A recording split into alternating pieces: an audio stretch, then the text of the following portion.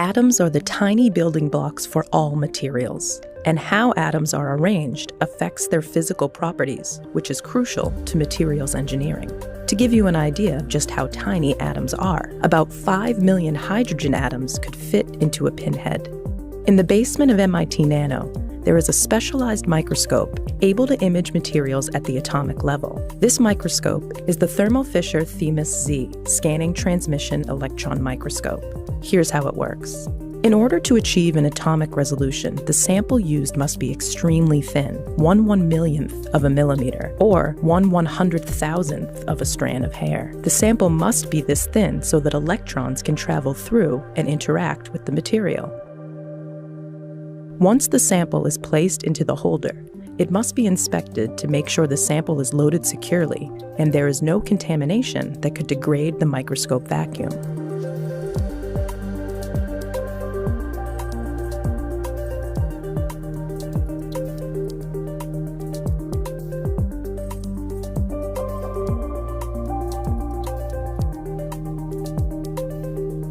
At the top of the microscope column is the electron source, where the beam of electrons emits from.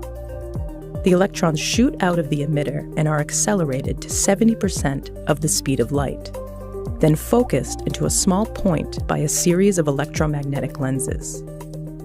As the focused beam scans over the sample, electrons travel through it and are displaced by atoms and scatter.